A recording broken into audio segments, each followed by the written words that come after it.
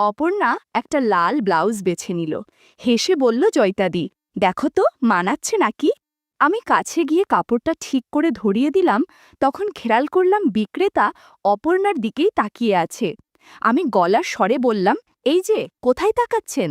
একবার জামাইবাবু আর একবার ওই লোকটা সেদিন যা করল তা কোনো দিন ভুলব না। আমি সুশান্ত। বর্তমানে আমায় ২৮ বছর বয়স। আমি কলিকাতায় একটা প্রাইভেট ফার্মে ভালো মাইনের চাকরি করি। ৩ বছর পূর্বে মৌমিতার সাথে আমার বিয়ে হয়েছিল। বর্তমানে মৌমিতার বয়স ২৪ বছর। সে গৃহবধূ। তার বাপের বাড়ি কৃষ্ণনগরে। মৌমিতারা ২ বোন। দিদি জয়িতা, ৩২ বছর বয়স। সে বর্ধমানের একটি স্কুলের শিক্ষিকা। সেখানেই একটা ফ্ল্যাটে থাকে এবং স্কুল ছুটির দিনগুলোয় বাড়ি আসে। বাবার মৃত্যুর পর জয়িতাদি মৌমিতাকে মানুষ করেছে এবং নিজে না বিয়ে করে ছোট বোনের দায়িত্ব নিয়ে আমার সাথে বিয়ে দিয়েছিল।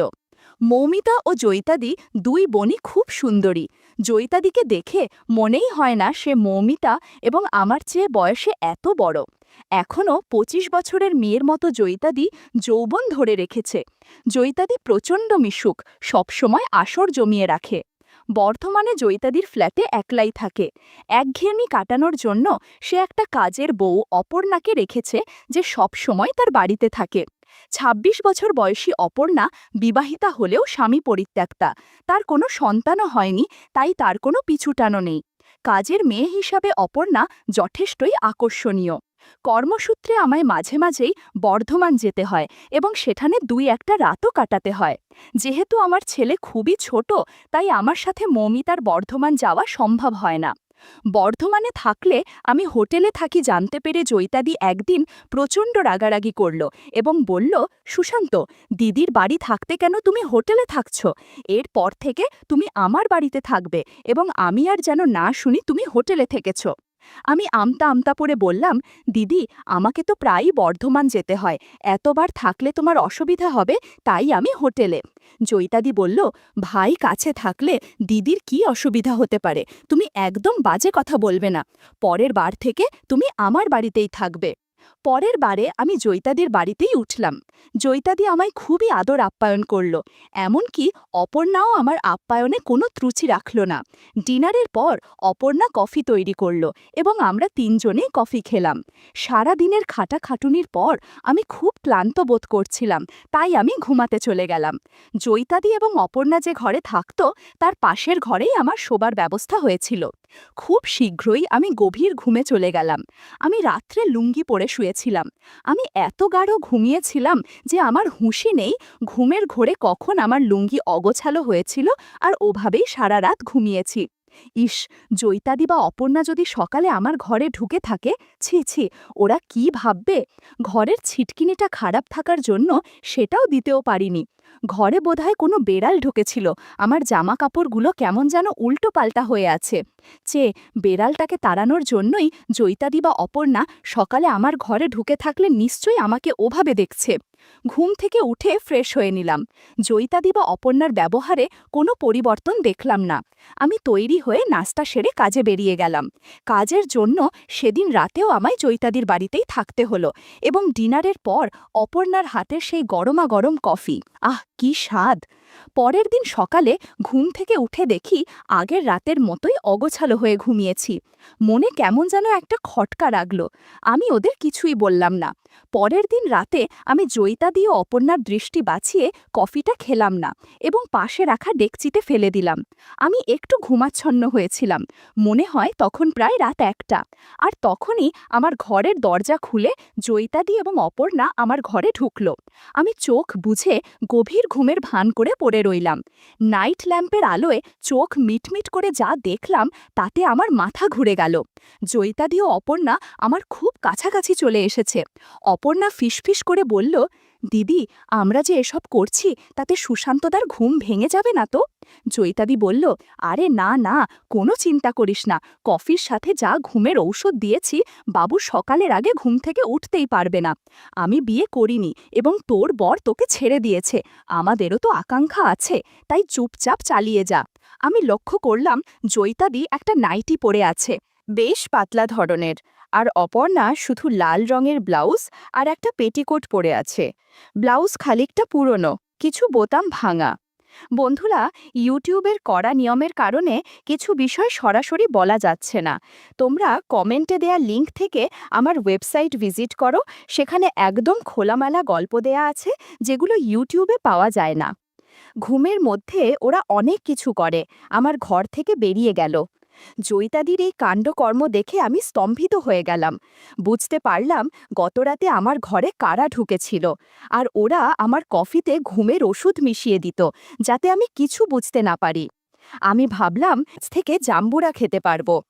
পরের দিন ওদের মতোই আমিও স্বাভাবিক ব্যবহার করলাম। সারাদিনের কাজকর্ম শেষে রাত্রে আবার কোনোভাবে কফিটা ফেলে দিলাম। আগের মতোই মাঝরাতে ওরা আমার ঘরে ঢুকলো। আমি ঘুমের ভান করে পড়ে রইলাম। ভাবলাম এভাবে পড়ে থাকলে ভালোভাবে কিছুই করতে পারবো না। জয়িতাদি যখন খাচ্ছিল তখন আমি বললাম, তোমাদের ভালো লাগছে তো?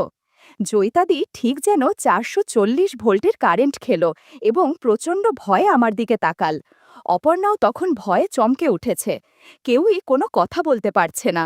তড়িঘড়ি করে নিজেদের গুছিয়ে নিচ্ছে। নাইটির ফিতা বেঁধে জয়িতাদি একবার মিনমিন করে বলল, সুশান্ত, আমাদের চুল হয়ে গেছে, প্লিজ তুমি যেন মৌমিতাকে কিছু জানিও না, তাহলে আমি লজ্জায় মরে যাব। হেসে বললাম, জয়িতাদি, আমার কাছে তোমার এবং অপর্ণার লজ্জার কিছুই নেই গো। তুমি 32 বছর বয়সে অবিবাহিত। এই বয়সে সবারই কিছু ফ্যান্টাসি থাকে। তুমি আমার চেয়ে বয়সে বড় হলেও সম্পর্কে শালিকা হও, তাই টেনশনের কিছুই নেই।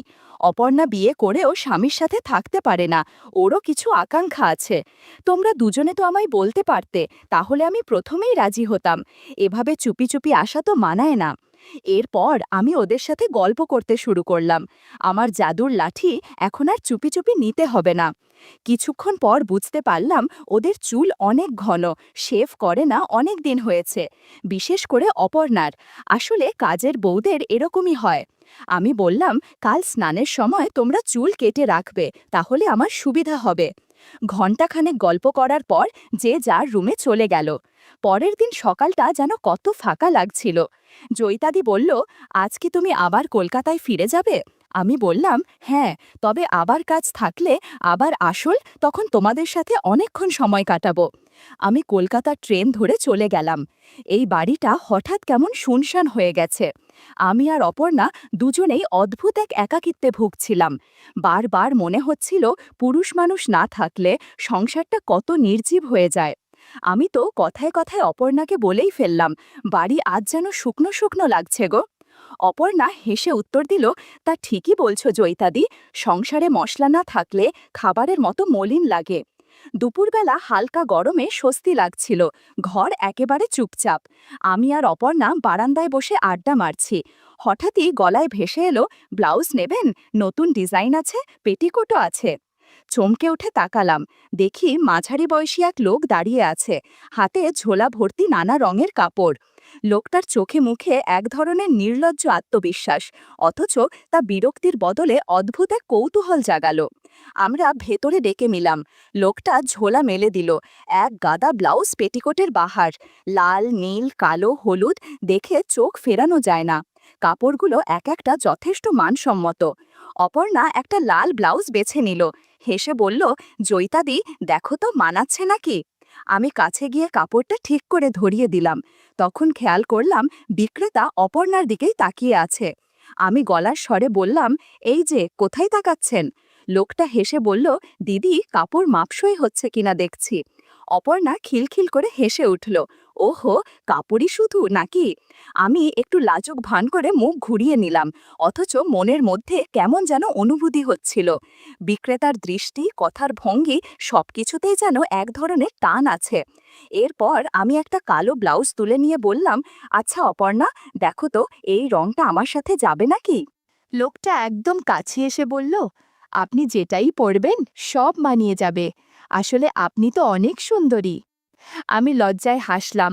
অপর্ণা পাশে বসে হেসে বলল, জয়িতাদি, শুনলে তো? তোমাকে সুন্দরী বলছে। একবার বললেই হলো, গলা কাঁপছে তোমার। আমি তাকে কটমট করে তাকালাম, কিন্তু হাসি চেপে রাখতে পারলাম না। বিক্রেতা তখন আরও সাহস পেল। কাপড়গুলো ধরিয়ে দিচ্ছে আর বারবার আমাদের দিকে তাকাচ্ছে। একটু পর বলল, আপনারা দুজন একসাথে থাকেন? আপনাদের স্বামী নেই? আমি বললাম না। কথাটা শুনে লোকটা মনে হলো সুযোগ পেল। কাপড় দেখানোর বানায় সে আমাদের সাথে ভালোই ভাব করে ফেলেছে। অপর্ণা আমাকে বলল, জয়তাদি, সুশান্ত চলে গেছে তো কি হয়েছে, উনি তো আছেন, চলো আমরা ওনাকে জাম্বুরা আর ডাব খেতে দেই। যেমন কথা তেমন কাজ।